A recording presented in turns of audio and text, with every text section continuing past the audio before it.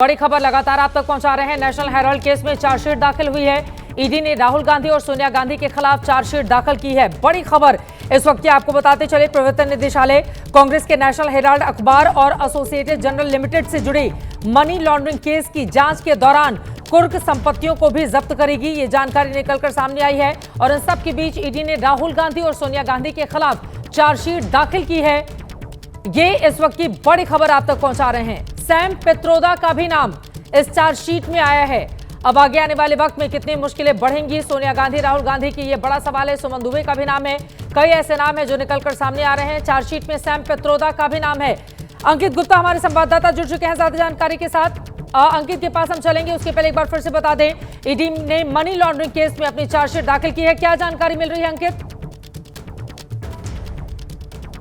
यही है समीर, जो है इस मामले में सुमन दुबे का भी नाम है जो चार्जशीट दाखिल की गई है। राउस कोर्ट में चार्जशीट दाखिल की गई है और ये मामला नेशनल हेराल्ड से संबंधित जो धन शोधन का मामला है उस मामले में, ये मामला वैसे तो पिछले कई सालों से जो है इस मामले की जांच कर रही थी जांच एजेंसी प्रवर्तन निदेशालय, लेकिन आज इस मामले में जो चार्जशीट दायर की गई है उसमें जो है सबसे पहला नाम जो सोनिया गांधी और राहुल गांधी का है, उसके साथ ही में सैम पित्रोदा का और उसके साथ ही में सुमन दुबे समेत अन्य आरोपियों का नाम है। और फिलहाल अब इस मामले पर जो कोर्ट में जो सुनवाई होगी, यानी कि चार्जशीट पर कॉग्निजेंस लेने की जो प्रक्रिया होगी वो 25 अप्रैल को होगी और 25 अप्रैल को अदालत तय करेगी कि क्या इस मामले में, क्योंकि जब कॉग्निजेंस लिया जाता है तब अदालत देखती है कि आरोपियों को उसके बाद में जब वो पेश होते हैं उनको जमानत देनी है या फिर उनको हिरासत में लेकर के पूछताछ करने लेना, ये तमाम चीजें होती हैं। लेकिन वो जो अदालत तय करेगी 25 अप्रैल को, सबसे पहले अदालत देखेगी कि चार्जशीट पर कॉग्निजेंस लिया जा सकता है या नहीं, यानी कि संज्ञान लिया जा सकता है या नहीं। और उसके बाद में अगर संज्ञान लेती है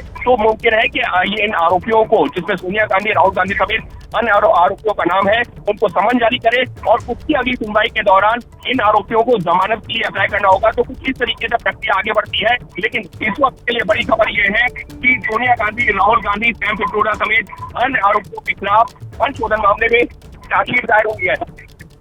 जल्दी से मामला बता देते हैं नेशनल हेराल्ड का। दरअसल 2012 में दिल्ली के पटियाला हाउस कोर्ट में एक याचिका दाखिल हुई जिसमें सोनिया गांधी राहुल गांधी, कांग्रेस के ही मोतीलाल वोरा, ऑस्कर फर्नांडीज, सैम पित्रोदा और सुमन दुबे पर घाटे में चल रहे नेशनल हेराल्ड अखबार को धोखाधड़ी और पैसों की हेराफेरी के जरिए हड़पने का आरोप लगाया था।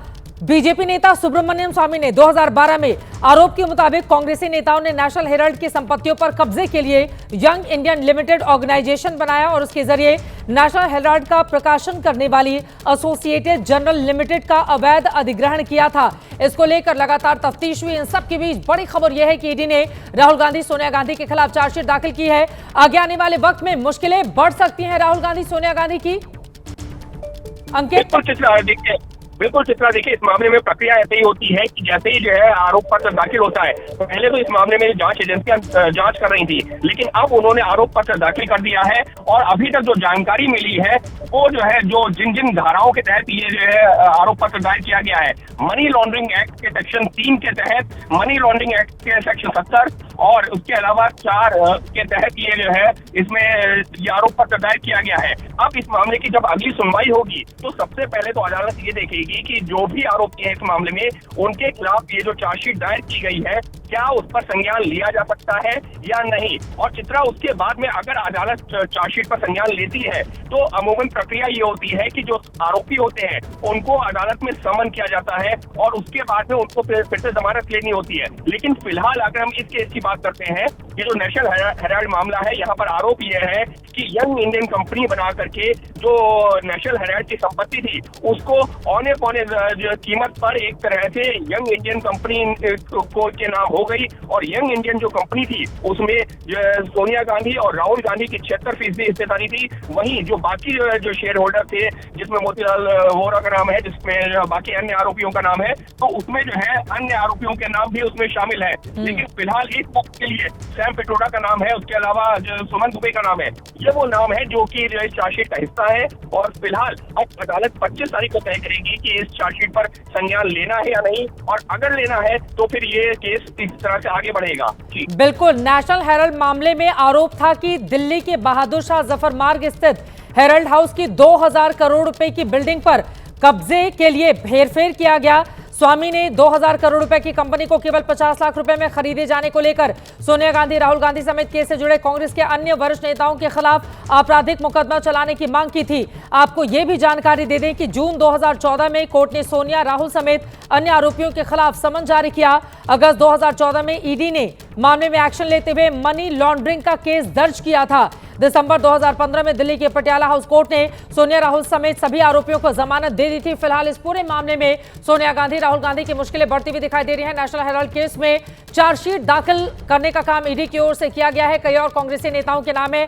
अब इसमें पूरा मामला आगे किस तरह से बढ़ेगा? 25 अप्रैल को चार्जशीट पर संज्ञान लेगा कोर्ट। अंकित, देखिए, बिल्कुल 25 तारीख को जब इस मामले की अगली सुनवाई होगी तो अदालत ने जो चार्जशीट दायर की है जांच एजेंसी प्रवर्तन निदेशालय ने, उस पर संज्ञान लेता है या नहीं लेता है। क्योंकि सबसे पहली प्रक्रिया यही होगी कि क्या अदालत ये जो आरोप पत्र दायर किया गया है उससे कन्विंस होता है या नहीं होता है। और अगर अदालत ये कन्विंस होता है तो इस मामले में जो जितने आरोपी हैं उनको कोर्ट में आने के लिए कहा जाएगा।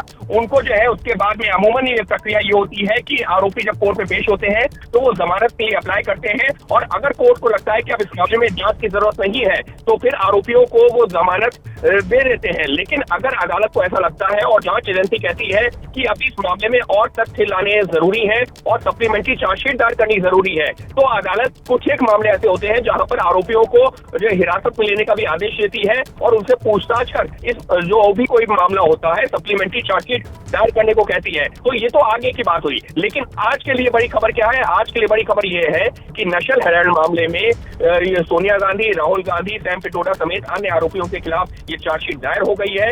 अब इस मामले में 25 अप्रैल को अगली सुनवाई होगी और 25 अप्रैल को अदालत तय करेगी कि क्या इस चार्जशीट पर संज्ञान लेना है या संज्ञान लेने लायक तथ्य है या नहीं। और 25 अप्रैल को आगे तय करेगी अदालत कि आगे इस केस को कैसे बढ़ाया जा सकता है। हमें वो दिन भी याद है अंकित, जब दिल्ली में ईडी दफ्तर में किस तरह से 9 घंटे पूछताछ हुई थी राहुल गांधी से। 2022 में जून का महीना था और अब एक बार फिर से उन मुश्किलों से वो निकले। अब एक बार फिर से इस पूरे मामले में उनकी मुश्किलें, और आज ही रॉबर्ट वाड्रा से भी ईडी ने पूछताछ की है, वो तस्वीरें भी दिखा रहे हैं। और वहीं दूसरी तरफ अब देखिए गांधी परिवार की मुश्किलें किस तरह से बढ़ती हुई। अंकित, बिल्कुल, देखिए चित्रा, जब आपने इस मामले का जिक्र किया है तो मुझे वो दिन भी याद है जब सोनिया गांधी और राहुल गांधी समेत जो अन्य आरोपी थे वो दिल्ली के पटियाला हाउस कोर्ट में पेश हुए थे।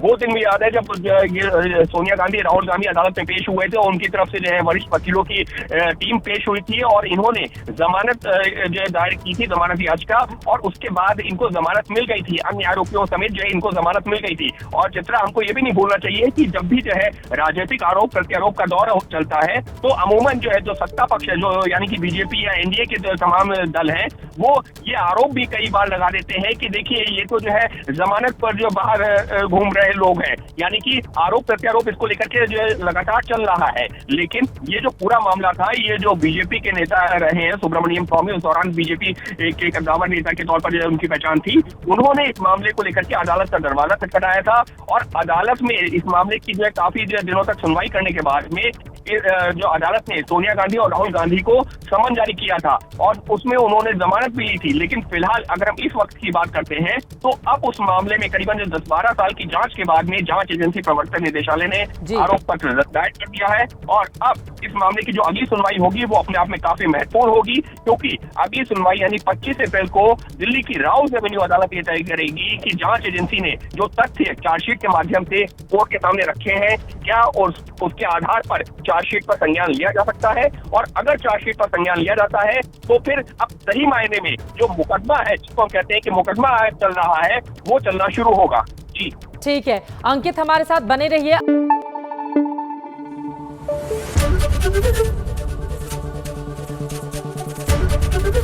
एबीपी न्यूज आपको रखे आगे।